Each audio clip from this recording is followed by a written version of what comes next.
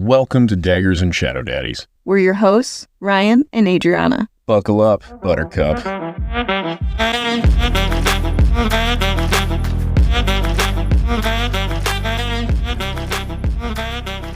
Quick disclaimer, this is a reread for Fourth Wing and Iron Flame as we prepare for the book Onyx Storm. Spoilers ahead. That is what's so nice about these next few chapters. We can see how much he is holding back to give this composure. So the chapter 16, I think, review of Xaden's perspective contradicts a lot of the very first Xaden perspective we get that takes place after all of this. And I think this is done purposefully. His memory of what he was feeling then is different than what it was he was experiencing, if that makes any sense. Because we do go into chapter 39, so the last two chapters have already happened. And in chapter 39, Sgaeyl chose him because of his scars and being the grandson of her second rider. That's when we get these details. Don't know much. Grandpa was prolific but didn't make it through the quadrant. Sgaeyl's like, I let one die. I kind of owe the next one. This is a gimme. Let's go for this guy. I have this note of Violet is laying down. He's going through whatever thoughts he may be going through. And he has a mental note of watching her chest to make sure she's still breathing. And I just chuckled because I'm like, the sacrifices you make, Xaden. We appreciate it. Mirror wasn't available to put under her nose. We couldn't have done it. Didn't have a technology. We had to stare at her peaks of breast. He said chest, so he's looking between them. What's covering? Betwixt them? Betwixt the titties. He's betwixt the boobsicles? Yes. Like a gentleman. What sleeve do you think she's got in that place? Like, I doubt her brother is like, we better put her in something skimpy so I can operate on her. I would think she would be in like a Victorian era, full on, like there's a poofy collar even. I actually just assumed she was in a see-through nightgown because Xaden was the one that dressed her. Gross. No way. Her brother's like, nice nips, Violet. The high fives her. No fucking way. No. She's in a rider black leather gown. Leather gown? Yep. Or a puffy jacket. You know what I mean? She's bundled up. There's no fireplace in this room. They have to keep air quality high. It's probably cold. The place is made of stone, for Christ's sake. Yeah, I think I just assumed Xaden got you dressed. What would he put her in? What an incredibly selfish perspective, though. You think he would take his own self-interest versus really making sure that her brother is super comfortable in mending her? I think the honest answer is she is dressed appropriately and he was genuinely very kind and sweet. No, not now. Now she's wearing lingerie. She's in a teddy. Just hanging out there. What? A teddy? What's a teddy? I don't know, but I know it's lingerie. I've heard it referenced in the 90s. I think it's 90s lingerie. Oh. Don't ask me who I heard reference to this. But regardless, you can Google it. No, thanks. Oh, okay. It's okay. Oh, fine, whatever. We'll have our moment. Anyway, she's in some sort of lingerie, right? Because you need to be able to see the wounds. She was stabbed. No, she is completely clothed in normal clothes. He's just professionally looking at her chest to make sure that she is breathing. He does seem to be a professional at looking at chests. Jokes. He reflects on the mistakes he made and he realizes how much he loves her. He's kind of reeling through all of these moments of just like, fuck, I have clearly fallen for her. He has that, I've had the time of my life going in the background. I think that would be so funny. It's like he's real somber at first and he's kind of getting into it. He's just going in his head and pretty soon he's tapping his foot. He's moving around a little. I would not be surprised if I was in a coma and I would just slowly wake up and it's you just dancing in the room because you think... What do you think brought you out of the coma? You're welcome. Here's the thing. If I'm in a coma and you don't have music going, you better throw on my random playlist too, because I don't want to be stuck in some loop of fucking Weezer for 10 years. I like listening to Weezer. I want to point that out. I warned you. I enjoyed every bit of it. Somebody kept pausing it on me, but other than that, it was great. So today we shared a Spotify jam together while I was at work. And I warned you, if you were joining in on this jam, it is the Weezer Teal album on a loop because it just makes me feel good. And I just wanted to be removed from any feelings that I was having. And I meant it. I enjoyed every bit of it. I was just teasing you. But you did not warn me until we were an hour into it. We were an hour into the Teal album. And then I got a text that said, you better enjoy it because this is what it is until I'm tired of it. And I'm like, okay. Well, you in a coma?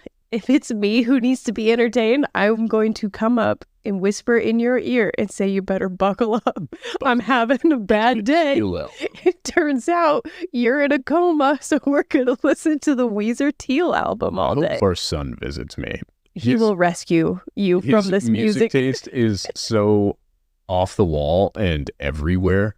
He is my boy. Now, I can listen to Weezer. You can visit me for like 3 hours a day and play Weezer. But the rest of the hours of the day, we need some variety in there. Then it switches to lo-fi for the rest of the day. I'm not one of those people that's going to be in a coma for years. By day 2 of a lo-fi, I have found a way to kill myself. Okay. How did we get here? What should we be? Oh, right. He had the time of his life, and he owes it all to her. Oh, that was your reference. Yes. Yes, that was it, as he's staring at her, hoping she's alive and willing her back into existence. Yeah, he's reviewing everything. It's like a montage scene of all their moments. Most of them, he's being kind of a prick. He's like, well, that one isn't good. That one isn't good. Whoa. He's like, that was pretty funny, though, when I said the I'll tell your wing leader thing, though, right? Giggling to himself. He didn't say that one. Yeah, he did. That was Taryn. No, Xaden says. Oh, fuck. I remember this. It was his only joke in the entire book. No, you're right. Yeah.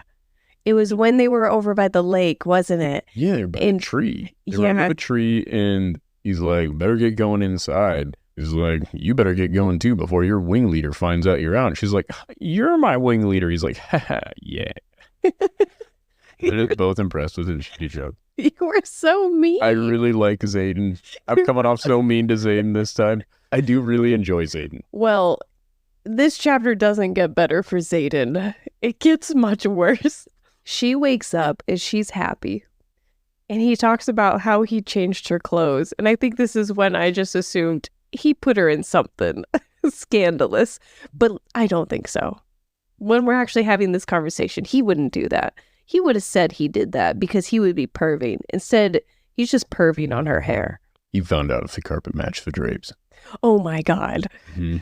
He did. And he doesn't seem disappointed. So what does that mean to you? Oh, okay. No answers. You don't have a theory about these drapes? I don't want to talk about that. Why?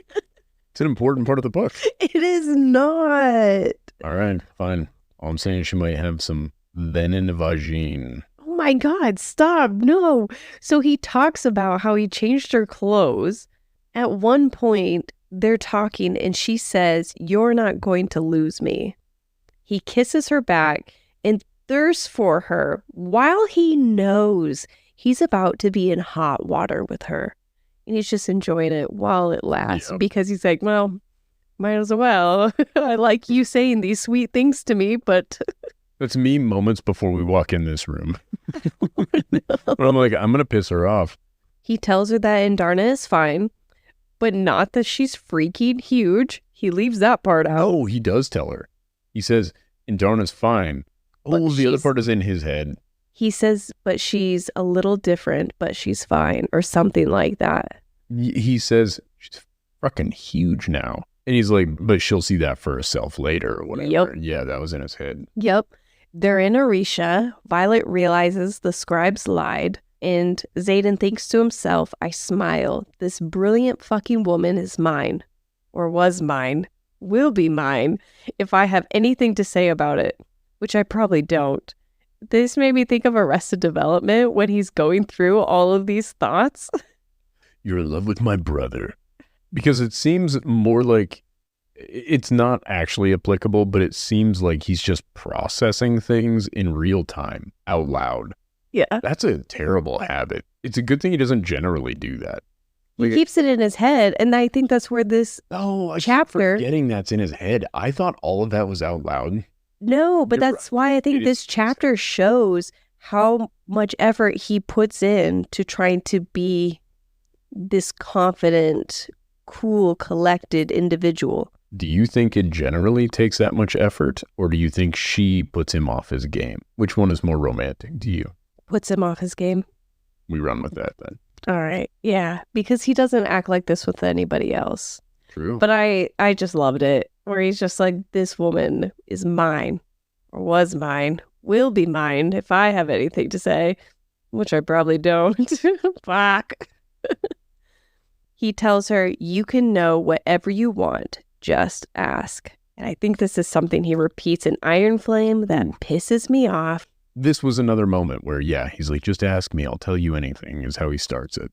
He gives her Liam's carving. Heartbreaking. You were devastated while we were re-listening to that part because I didn't allow you to skip it. He was the perfect dude. He's carving them their own little dragons so that they're always with them. This is why I'm being hard on Xaden actually in these chapters, because I think I'm just bitter about the loss of Liam, and I'm like, it could have been Xaden. That sounds right. Yeah, I'm just... Because you've been like this since we first read this series. No, when we were first going through the series, I didn't dislike Xaden. It wasn't until after Liam died, and then I'm like, well, wrong guy died. I'm like, she just fucked up the names. Violet obviously remembers everything that's going on. He leaves the room at some point. Bodhi talks to him and points out that Syrena and her sister are alive, if that's what Xaden was asking. That would piss me off because I don't like Kat, and just being reminded of her pisses me off again. But Xaden did not inquire further, and it was just an assumption of Bodhi's. But does that mean that Kat was there fighting and saw Violet? Yeah, I think so.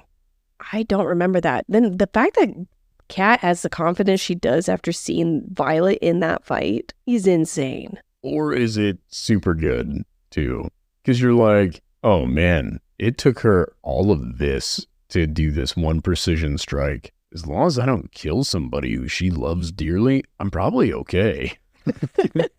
I still think the 1 in 20 chance. You're right. No, I'm not arguing. She's got some. Kat is just lady. Kat's her own individual.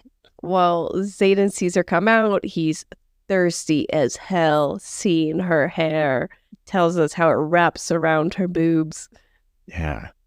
Yeah. She doesn't need a haircut. It's only been 4 days. He says that he has never lied to her. Yeah, he lied just then. To himself. And this is your quote. He tells her, I will tell you anything you want to know and everything you don't, and spend every day of my life earning your trust. Yeah. He spends most of the next book kind of destroying it, too. He builds a little mound and then he knocks it down. And then we have our Brennan reveal. Which is wonderful. Like, I like that he and Xaden have this sort of brotherly antagonistic thing going on, too, where he's like, if I knock on the door, if I know who's on the other side of it, you've got 20 seconds, is what he says, to ask me anything. And she doesn't come up with anything amazing in 20 seconds, which she's been in a little coma for 4 days. So I think 20 seconds is a hell of a clock to put on somebody. But also, how did you not open with, you were mended by your brother? Yeah, Xaden wasn't the one to reveal it. He just said, I will tell you everything, and that seems like a big thing to bring up. Especially since you've been there for days. This is it. Days. He was there. They were there for like a whole week, and he never thought to say, we should probably have this conversation. He went and took a shower. He had time to tell her. Well, he did, but again, Xaden's honesty is sandcastles. But was it Xaden's place to tell her? Or did he want to leave that to Brennan to tell her? Oh, fuck.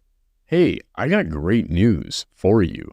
You could even leave it at that. Like, there's somebody here who you want to see. Ta-da, your brother. Any number of things. She believes this dude's been dead. You can introduce the fact that there is a valuable person to you here. you leaving that out and then saying, instead of when he knocks, you saying, come on in, da da da da da da, and it's like Price is Right music starts going off or something. He's like, I have 20 seconds before she finds out. And he doesn't say it. He's not rushing it along either. And he's not like, hey, you're going to be excited to see who's on the other side of that door. And then she's like, oh my God, is Liam okay? And he'd be like, boo. Like, that's where I would have been. I'd have been like, okay, it's great to see Brennan too, but... If I knew this about your sister, that she was actually alive when she wasn't or something like that, I would not be able to go casually take a shower and come back and just be like, you know what? I think I'm down to fuck right now. I would have a full-blown anxiety attack the entire time trying to figure out how to tell you. And eventually I would probably just blurt it out. Yeah, here's the thing. I think that this would never happen between you and I because our honesty isn't a sandcastle on a beach. We build it up and we let the tide take it away. That's true. And also, this book wouldn't be fun with a male main character with the anxiety levels that I have. Well, we had one of those and they killed him. Remember? Oh, yeah. Yeah. I don't remember. He famously couldn't make any decisions. Pryor. Yeah. Pryor's a guy, he couldn't make a decision, then done. So, I would agree. I would argue you're probably not going to make a great writer if you're that anxious, though. No, I would definitely have been Pryor. Well, I think you potentially would have become less anxious. I like to think I would be Imogen with the badassery or the intelligence of Violet, the confidence of Rhiannon, all those things. But no, I'm definitely a Pryor and would have been dead. I wouldn't even made it across the parapet. I disagree. I think you would have been Xaden. You would have come off so perfectly calm, cool, and collected, and in your head been like, fuck. I think that's why I loved his inner thought, his little monologue on that, because it was identical to how I think in a day. To be fair, I think that's everybody. We all do it. You project confidence and you constantly second guess everything you say. Violet isn't like that, though.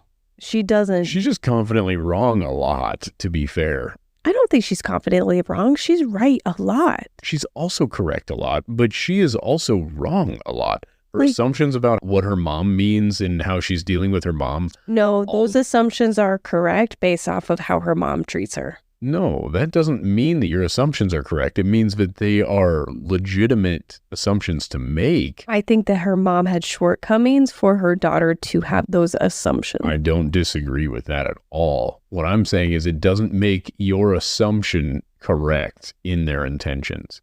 Okay. It's not that it's unreasonable. She's making educated guesses that happen to be wrong.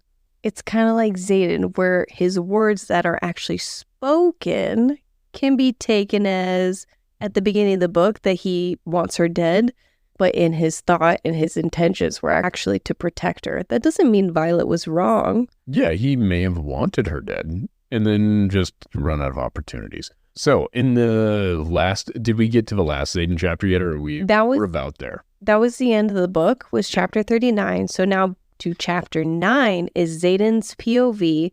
It's the sparring scene between him and Violet that I loved so much. It's like their sexy dancing fight or whatever you want to call it. And everybody's watching. Flash dance. What? It's flash dance. Oh. He wants her to flash him. At some point, Xaden makes a comment that he fell in love with her at first sight, because we had a whole conversation of it would hurt my feelings if someone had said, I fell in love with you after I got to know you. And in chapter 9 here, it doesn't sound like he likes her at all. He doesn't. Yet. None. That's what I was saying. Because this is where I have, wait a minute, Xaden. I thought you loved her. Love at first sight. Mm-hmm. Why are you considering the consequences of killing her in this moment? And repeatedly doesn't like Violet. The first time he gives Violet credit is when Dane is a shitbird. When he would rather point his aggression toward Dane than Violet. That's the first time he actually is like, she might not be all that bad. She's better than him. He's a fucking tool. I hate Atos.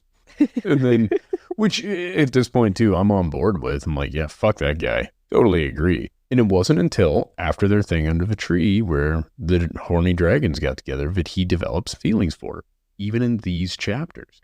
Yeah, because in this chapter, it's still more... He was very clear that he was considering the consequences of killing her, but he's turned on by how brilliant she is, gives her a nickname. He finds her attractive.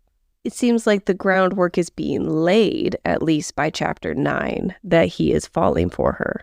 So, and maybe I took this wrong. When I listened to this, he is not attracted to Violet literally until their little scene under the tree, because he recognizes that she is book smart, but in the way that she was clearly trained to be a scribe, right? Oh, I thought he found her attractive this entire time, and that... He talks about how annoying and useless she is, like 3 times in this. And then gets to the point where, again, when he's talking with Dane, and Dane's like, Violet, you can't do this, blah, blah, blah. You can't have 2 dragons, basically, right? Where he's just like, Atos, the 2 fucking dragons picked her. She's going to be fine. Fuck off. Like, I think that was really the key point where he started taking Violet's side with anything and not being annoyed at her existence being there. I agree. Because, yeah, chapter 9 seems to be when he no longer wants to kill her, at the very least, and finds her attractive. But chapter 16 is more when he fell for her. Yeah, that's what I'm saying. He got to know her before he fell in love with her. Yeah, but it wasn't love at first sight. It was not love at first sight. It was annoyance for first several months. And then toleration. And then horniness. And then affection. In this scene, back to chapter 9, Violet catches him off guard. Sgaeyl doesn't like how Violet brings his guard down. I adore Sgaeyl. She's a lot softer and sweeter to Xaden than I realized. I thought she would be a lot harder on him and more sarcastic. Instead, she seems to be more cautious and endearing to him, and also sarcastic. She loves him. Yeah. Yeah. I think that's exactly what we want from Sgaeyl. I think it's really points to part of the reason why he is so powerful, right? Because they go on about how, like, oh, the dragon's size is a direct correlation of how powerful they are, blah, blah, blah, blah, blah, right? I think there's obviously a case to be made for that. But I think the strength of their bond also affects how much energy they're able to channel from their dragon. Oh, yeah. I don't know. Because that's something where initially... So when you're first developing your signet, right, the dragons want to wait until you're ready to have a signet. And then a part of what they're training these kids to do is to have this bond with their dragons. It's their flight training and blah, blah, blah. You're not training the dragons on how to fly. You're training the riders on how to maneuver with their dragons in a way that makes them more of a cohesive unit. It seems like that's a lot of the purpose behind it, is relationship building. But yeah, overall, they have an incredibly strong bond, and she's very sweet and endearing. Yes. And... almost maternal.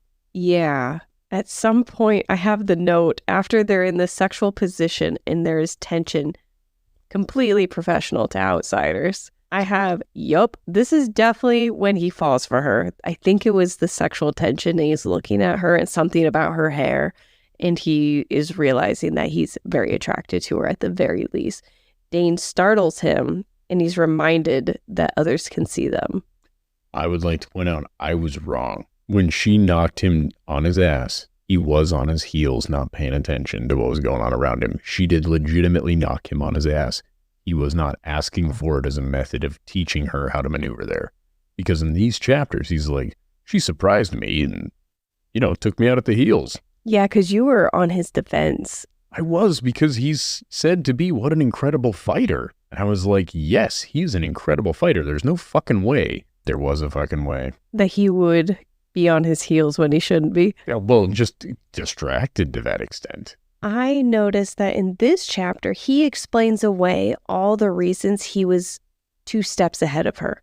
Her shadow, or the sound, or all these little things. He Sherlock Holmes his way through it. Yes, rather than using his second signet, like I assumed when we were rereading chapter 9. Do you think that there were any moments in these last 3 chapters where his second signet comes through? that he I says don't something? think he ever, upon any of his reflections, addresses it. And I think some of that is so that there's so much buildup in the next book, because there's so many moments that he discusses where you would say, oh, your second signet came into play here, right? That he does not address that way at all. No, I didn't think there were any Easter eggs that he gave away during these 3 chapters I agree. to his second signet. Yeah, no, I completely agree, which is odd when you consider it's an internal monologue. Yeah, that he's the one that's experiencing it, and there weren't any Easter eggs, but there were ones. Don't lose confidence. There are a lot of moments where he specifically addresses things that otherwise you would not. There were, yeah, and it wasn't only during sex. No, and it wasn't only Violet. Wait, what? It's not only Violet that he reads their intentions with. Oh, I thought you were saying with these Easter eggs throughout the book that we see signs of it, that it wasn't only with Violet that we saw that with.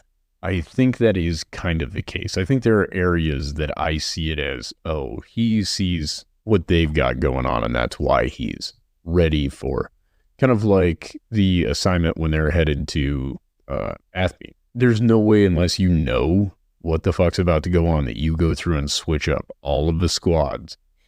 Yeah, I can see that, but as far as him actually being blatant with it, it's always been with responding to a thought. Yeah, it was always with Violet, and I think it's because around Violet he loses some self-control. I would agree. But he didn't lose self-control in these 3 chapters to let it slip. From what I saw, it would be really cool if somebody has found something that shows the second signet in these chapters, but I didn't see any. But Dane startles him. He's reminded everyone can watch. And this is such an awesome moment with Garrick, where Garrick is making fun of him in a similar way that you would a friend of just like, I don't even remember how he made fun of him anymore. It was basically keep your head in the game, Slick.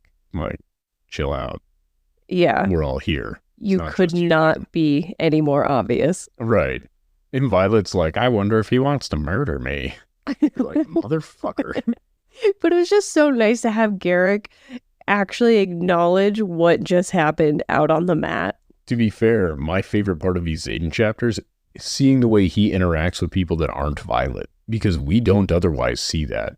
Yeah. Like, we get it a little bit when she's hiding in the tree and you see him talking with people, but you don't really see a one-on-one with Xaden and somebody else. And Violet just observing it. You get her impression of whatever's going on there, but it's always vaguely threatening. Yeah, you're right. So it was really cool to see. I don't know, this is a Garrick moment, where a candid moment with Garrick is nice. Yeah, but chapter 16 is post-threshing when Dane is talking to Violet. Xaden notices the grip Dane has on her. I freaking love that, because that pissed me off. When Dane did that, he's gripping her so tight, he could leave bruises, and then you go on to the whole thing. What about her scales? Yeah, Xaden didn't know about the armor. Whatever. But he noticed, and it pissed him off, just like me. Sgaeyl is so gentle with Xaden each time, and it was very unexpected, because she knows what he's seeing and has an idea of what he's feeling. And is so gentle with him, and it's so sweet. I think she knows that he's a fragile human being underneath everything. Oh. Yeah, see, look at me go, redeeming all of my bullshit. Xaden tries masking and overcompensates by being aggressive and I think emotional in this scene with her and Dane. I would say Xaden is a very emotional person through most of this book. Anger is an emotion, and he exhibits it quite a lot, even though it's controlled. But it's normally, he's passive-aggressive. This is one of those moments where he's more direct. He is, and at one point his shadows are holding him in place. Oh, it was during their kiss later. There was some point when Dane kisses her. Do you remember this? And he has to use his shadows to hold him in place. And I think there was... Hold me back. But it's him holding him back. Yeah. That's so funny. But his friend is just like sitting there watching the shadows surround his feet. He's like, you all right, man? Dude, it's so funny. Like, I feel for him in that moment too, because that's a tough spot. Like, when you're watching the girl who you really like kiss some other dude, you're like, yeah. Did it hit a little close to home? It's happened. Yeah, 100%. It's happened. I refuse to bring that up. It happened a lot, actually. Oh no. Oh. She sounds like a bitch. That's fine. He lost in the end. Just like Dane. He was a Dane. No, that's not nice to him.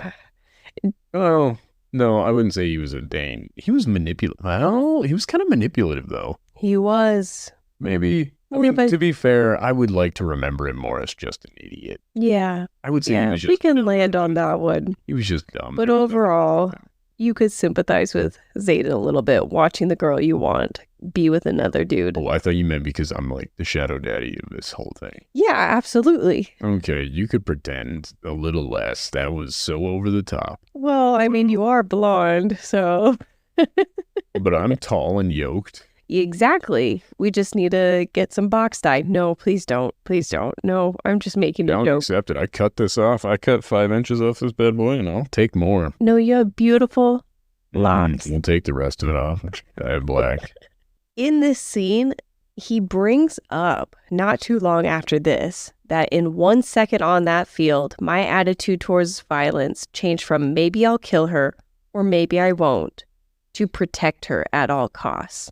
It's in this chapter that his feelings completely shifted. He went from 1 second, maybe I'll kill her, maybe I won't, to protect her at all costs.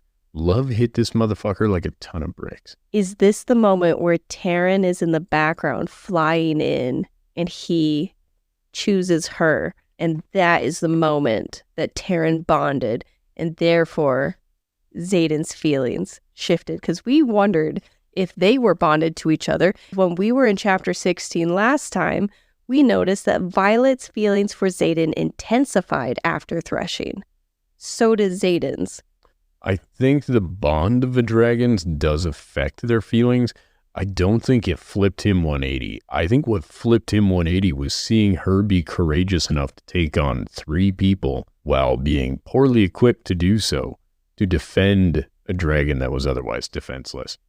That's so good. That's such a better take, and that's exactly what was intended, but I kind of forgot about that. It's okay. But that's so cute. Yes. Xaden is such a cutie patootie. He calls out Dane that he won't protect Violet. That was ice cold. I loved it. Oh, and he knew exactly what Dane would say. He did. Which, I mean, maybe he's an intrinsic, or maybe he just follows Dane around enough to know. Dane's a tool. We know how he's going to answer. Yeah. Sgaeyl calls out Xaden for that. That if not for Taryn, Dane would be right. That Xaden would have broken the rules. Yeah. And for her, that's a touchy deal too, because she cares about Xaden the way Xaden cares about Violet. Then they talk about them being tied together, the risks involved, yada, yada, yada. We've been through all that. Xaden wants to kiss her in between their serious talk. So they're having this serious talk. It's just like, I just want to give her a little... horny dude, which makes sense. That is the most accurate writing of this book. The amount of times where even sometimes you're mad, and I'm just like, go for a little smooch. Just a little kiss. Yeah. And I know that you would stab me in that moment. But it's like, sometimes like when you're mad, I'm just like, she's so stinking pretty. And then you're just like, well, you're getting yelled at. You better pay attention. And whatever you're doing, this could be related. Like, so I give them a lot of credit here. I think this is pretty accurate. Xaden's doing a wonderful job. And so is Sgaeyl. She has such smooth sarcasm. After all that, they're all bonded together. He assigns Liam to protect her.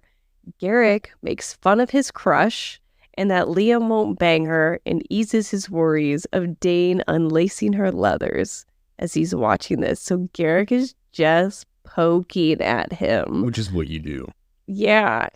And as Garrick is his friend, so now they're both just watching Dane unlacing her leathers. And he's just like, oh my God, you're getting all worked up over this. Yeah, which to be fair, I get it too. That would be a wild thing. And Garrick and Xaden both freeze when she kisses him. Mm. Or he kisses her. I think that's more I think they accurate. kissed. They both wanted to. She was excited for that moment. The excitement died immediately. And he thinks to himself, he has his lips on my violence. Well, not mine. Again. Love his back and forth of mine. Wait, no, not mine. Easy, easy. Yeah, it's not working either. He's not talking himself out of anything. No, he still wants her. What I find so amazing is Garrick's confidence in the fact that Liam wasn't going to bang her. Well, unless Liam was a eunuch or gay, there's no way a dude trusts one of their friends to not fuck their girl. But I think that shows how close they all are. They know Liam would never do that. But does Liam? Yeah, Liam obviously knows what Xaden feels. They all know. Xaden's pretty obvious to them. He's not obvious. He is. No, he's obvious to He is everybody. obvious, yeah. For the most part, he's pretty obvious. He's not sneaking around. She's like, are you here to kill me? And he's like, I was actually here to fuck. And then she's like, and then kill me? Like, they fucked before and she's still not certain that he wants her alive. Then at some point, she gets all the confidence of, more confidence than anybody has ever had in anything. She's just like, he wants me. I can make him do what I want. She's not wrong. She's not, but also he doesn't cave the way you would think he would either. She's like, we can only fuck if we're also in love. And he's like, nope, not fucking you. And somehow he holds to that. Xaden is mentally a powerful, powerful individual. Do you think that's the unrealistic part? No, honestly, I think that shows more of his devotion than his horniness. There's not a lot of that in this. Because he even says he hasn't told her that he loves her because he wanted to make sure that he could give her what she deserves. He also didn't want her involved with an outlaw like him, who this doesn't end well for. You would have to know that going into it. Yeah. Like, your dad had every ability you did, other than the shadows, but you know what I'm saying. Yep. And they lost handedly. You're probably not going to win in your rebellion either. So I think in a way to kind of mitigate that issue, you would be like, oh, you know what? Let's not make sure this girl doesn't fall in love with me because her mom's the leader of the group that I'm trying to usurp. I took his don't fall in love with me as a way to protect her because he knows all the things that she doesn't. I mean, it could be the honesty thing, but then he could have just been honest with her, and that would have prevented the love from forming in the way that he expected it to. Yeah, but that's pretty risky at that point where if he says all those truths, then she could just be like, you know what, you're right. That is a lot to take in right now. I don't trust you, and I don't like you, and I'm going to go tell You're Dane. spoon feed it to her. And he could have been like, hey, Dane's secretly reading your mind, because he's aware of that. I think he tells her throughout this book sometimes, like, you sure about this? And she's like, nope, he would never do that until it was a slap in the face. You're an Athbean. How did he get that information? Well, and this is where I think if he was on a debate team, he would lose. Xaden is not good at debate, because all you would need to do is like, listen, if you don't think he's reading your mind, practice putting up the walls and see if he reacts funny when he can't read it. Like, it's that easy. If he's not reading your mind, he won't be shocked, but he can't, right? Yeah. That would have been my strategy. If I'm Xaden in this, I'd have been like, listen, maybe you're right. Maybe he's not reading your mind. Put up those walls and see if he reacts funny at any point while he's touching your face. And if he reacts a little funny, it's because he was reaching in there and you slam the door in his hand. Well, at the end of this book, it ends on such a great note of the shadows rise around him to keep him in his place as he's feeling his feelings about their kiss. And Garrick and Sgaeyl are laughing at him. Yeah, it's a pretty good time. Again, I like the version of Garrick that Xaden gets in this book redeems not having enough Garrick. It makes you wish you had more of that Garrick throughout the rest of this book. The version of Sgaeyl Xaden gets is only acceptable in a Xaden point of view. Yeah, I would agree. And I think that's why I like Sgaeyl so much, because I get to see her from Violet's perspective, where she's an asshole and very protective of her Xaden and Taryn. I'm kind of hoping for the third book, it's not primarily Violet's perspective. I hope it's a lot of Xaden's. I hope it's some Taryn. I want a Sgaeyl and Taryn chapter. Either or. I want an Andarna chapter where she's just kind of petty and teenager bitchiness. You know what I mean? Yeah. I want one of those. And then I want to know how Liam comes back to life in detail. In detail, right. Yeah, I hope 20 chapters of the next book are completely devoted to hearing about Liam and then how he was brought back to life and how fulfilling his life has been since then as the leader of the new religion that he starts. You are about to be sorely disappointed. And if you end up not being disappointed, that is going to be a wild ride of you just being on your... chapters of it. Dude, if I get that one right, this is about to be the best-selling book anybody's ever written. Overall, what do you think of this book? I really love this book. Even on a second read? Yeah, I really enjoyed this book. I pick on things, but it's like, like your friends. When you're really good friends with somebody, you pick at them. That's the fun part. And I feel like at this point, this book's my friend. I pick at it. I love it. And I also love that we can know the side characters well enough that we can give them an extra personality and have fun with it. So what do you rate the book on a scale of 1 to 5? 5. I still love it. This is still my 5 out of 5. Look, it's not a 5 out of 5 book. It's a 5 out of 5 for me. What would you grade it? I'm going to give it a 4.25 or a 4. Isn't that what you gave Akatar? No. Is it really? Yeah. Oh, this needs to be a 5. It is at least 1. It's probably 3 stars better than Akatar. It's probably not that much better. I don't remember Akatar now. That's, I guess, the other thing, too. I would say, as far as enjoyment of this book, it's 5 out of 5. Writing, it's not a 5 out of 5 in the writing to me, but the characters. Does that make any kind of sense? It does. But I wish that we didn't have to rate things, but instead do a tiered system. As you read new books, you put them in this little... brackets? Yeah. Yeah, bracket-wise, this one is still on top. Iron Flame is... Actually, Iron Flame I like better than this book. I like Fourth Wing a lot. I remember the beginning of Iron Flame being really long. But I wonder if us going through and just kind of having fun with the characters a little bit more, if it makes it a little more entertaining than when I was trying to binge read, because I was just devouring the entire book and I wanted new information. Instead, it was going into their relationship. But this time around, I feel more involved in their relationship rather than the new information to gain. So, I think we're approaching it from opposite angles, because the first read through, I was interested. I'm like, how the fuck are they going to gain trust in this and that? In the reveal of his second signet in Iron Flame, I was shook when we first went through it. There were so many moments that in that book, meeting the Griffin Flyers, right? Like actually getting to hear about their thing. There's a really cool scene in that book where Violet kills a Venom, like a This Is Sparta moment. So many, the action sequences in Iron Flame are better. The stakes are so fucking high through that book. The thing I'm not looking forward to is all of their back and forth, because I do remember it being an arduous thing where it's just like, I love him, I love her, I'm pissed at her, I'm pissed at him. But it's not bad for the characters. I think it was more compelling the first time. The second time, I think I'm going to find that less compelling because I know how that ends. That makes sense. The reviews for Iron Flame are a little lower than Fourth Wing, and it's because of that. How much it goes back and forth on their relationship in the beginning. I would argue that's better writing, though. Yeah, and it fits. That's where I'm more Team Violet on my second read through, that I wonder if I'm going to enjoy that a little more, of being like, okay, yes, I actually needed a little bit extra to gain his trust back again. And then when he re-breaks it, you're pissed too. Yeah. Mm-hmm.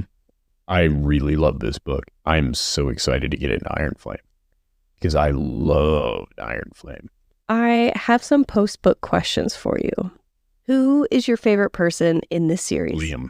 Yeah, I already knew that one. Taryn, if we're going with living things and stuff, Taryn's my favorite. The next question was, who is your favorite dragon? Absolutely Taryn. If we consider him a dragon, he might be a god.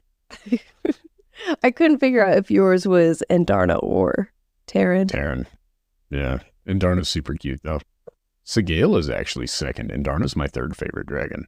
Wow. Yeah. What is the best signet? The shadows are the best signet. Is it overpowered? like in a game where you'll have a weapon that is OP or something like that, and then the developers actually have to remove it from the game or lower its skill? Is there a signet like that? Yes, 1,000% it's the shadows. But I would like you to answer these questions also as we're going. I don't think I really have answers. You don't have a favorite character? The answer is always Terran, and I have to pick a human. I don't know. I really like the dragons. Yeah. I would say Violet. That's fair. Yeah, I think Violet. Good. Yeah, I mean, it sounds a little, a little cheesy, I guess, given that's who the main character is, but I do enjoy her. Who's everybody's favorite X-Men? Wolverine. Yes.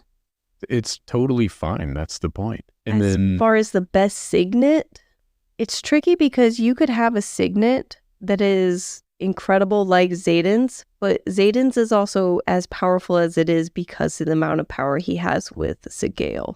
Yeah. Because if you had Riorson signet with Terran level power, you could transport armies. You'd burn out doing it. You're still the conduit. Yeah, but I think hers would be really incredible with greater level of power added to it. And I don't disagree, but I think if you're eliminating the power scale, if you get it as the characters have it, the most overpowered signet is the shadows. If it's not a time of war and you're not in this book, the most useful signet is, I think, Varish. What was his? Oh, yeah. Pain one or whatever.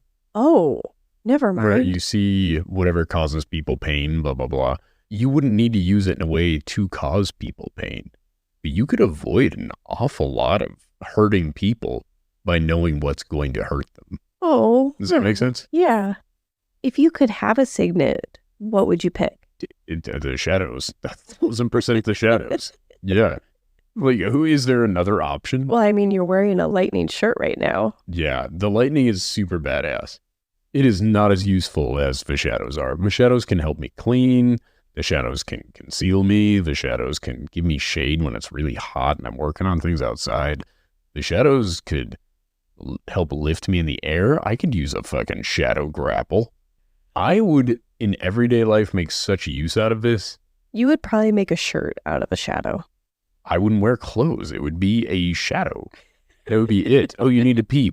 Shadow disappears just around your dick. Be amazing. Sexy time. We'd learn things. There's no downside to the shadows. What about you? Well, you have me now convinced that I should have shadows, but both of us having shadows, that's not helpful. Is it not? When you really think about it? If we both have shadows? Yeah. First of all, what are your shadows for? That you only have them for sex? Is that the idea? No, I don't know. I was just thinking, like, I can't pick the same one as you. We'd just be two shadow people, and that's weird. Well, why don't you be a lightning person? No. Oh, okay, fine. Can't. That's too cliche. That's the two main characters of the book. Okay. What about... Intrinsic. Yes. Wow, you could have picked Bender. And you could have helped people, and you chose mind reading. No, I don't think I would want that. I would go crazy. 100% with you. No way I could handle that. I don't want that. Too much pressure. Mm-hmm. There, I don't want that. The anxiety that I have on a day-to-day basis, and I don't know what people think. If I did know what they think, I think it would be worse. I think for some people, it would really calm you down. And then for other moments, you would never feel safe. Yeah. I think being a woman and being an intrinsic is an arguably worse position in life. Yeah. Because as a dude, all people can say is mean things.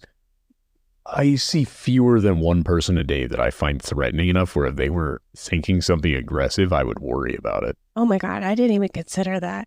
Yeah, I guess let's go with Mender. That one sounds great. And I'm kind of a hypochondriac, so if I ever had any slight ailment, I would always be burned out because I'm always constantly trying to use it on myself. Headache, I'm pretty sure it's a tumor. Blast. What question do you hope most is answered in Onyx Storm? How did Liam come back to life? If not, I think it would be really compelling to hear about one of these two characters, either Violet's dad in great detail leading up to his terminus, or meet Xaden's mom. That's what I was just going to say. I think for me, it's Xaden's mom. Yeah, I'll take either one. But Xaden's mom would be fucking rad. There's so little in depth. Not like Xaden's like, that's my mom, as she's wisping into nothingness. None of that bullshit. Like a real, like, the general pulls its hood back and it was using some sort of facial transition magic, and Xaden's hot mom. He would have a hot mom. Fuck yeah. And to be fair, Violet had a hot mom. Yeah. Everybody's hot in all of these books, and we haven't heard about an ugly person yet. You're right, but it would be so rude to tell us they're ugly. I think we just get told neutral things. What? No, everybody's described as how sexy they are. Everybody, other than the old people. Devera sounds sexy, and I don't know that we've ever heard her described other than she's like smart and sexy. I don't know. I don't know. In my head, I'm like, she's like a sexy older lady. That's all in my head, I think. Yeah, Xaden's mom would be hot. Yeah, she'd be a smoke show. Do you think that she's going to like Violet in whatever way that they do meet? I don't know that it will matter. I would argue at this point, she abandoned Xaden at 10 years old, did not come to be near him when his father was murdered, and has since done nothing to rekindle a relationship. In my mind, it doesn't fucking matter what she thinks of Violet. I agree. I hope that Violet doesn't murder his mom. I think that would be a bummer. That would be wild. Yeah. I hope his mom ends up sacrificing herself to help bring Xaden back to the good side of things. I thought you were going to bring up Liam again. I'm trying not to, but again, I hope his mom sacrifices herself in exchange for Liam's soul. Yes. Fuck Malik. I want Liam. My last question. What is your ideal location to read this book series? The entire series? I have to be in that one spot until I finished all the books? No, that sounds like a punishment. Yeah. More whimsical. Where would I, if I'm just going to sit down and read a few chapters, where do I want to do it? Yeah. So this time of year, it would be like in a lodge up in the hills. Like there's a fire going and you're just sitting there reading. If it's also a point where I'm just listening to it, sitting in a hot tub while it's snowing around, that would be pretty cool. If it's anywhere at any given time, I think Scotland, like in a castle, would be perfect. Yes, that is my answer of some type of castle. But then I kind of think about castles kind of look cold and it has to be warm. Oh, there's a fire and a bearskin rug. But then my back is cold. No, it's not, because I am covering your back, spooning you naked. No. I'm naked reading this. On a bearskin rug? Is that what you just said? Yeah. Gross. No. It was clean when we got there. Ew. It wasn't that dirty. Ew. No. Just saying. The bear needs back shots. You know what I'm saying? Oh, we're done. I love you. Back shots on a bearskin rug. Episode 50. I love you. I love you. You are my bestie. You're my bestie. Then we're just done after that. It was a great time. We had fun. Now get out and go live your life. No, wait. No. Thank you all for listening. We appreciate and love you all. Please follow us here, TikTok or Instagram at Shadow Daddy's Podcast. And then go live your life. Bye. Bye. Get out. We're done. This was Daggers and Shadow Daddies. Now it's my time. Toodaloo. It was fun for us. I hope it was fun for you. But that's all we've got. Goodbye. Come back in a few days. We love you.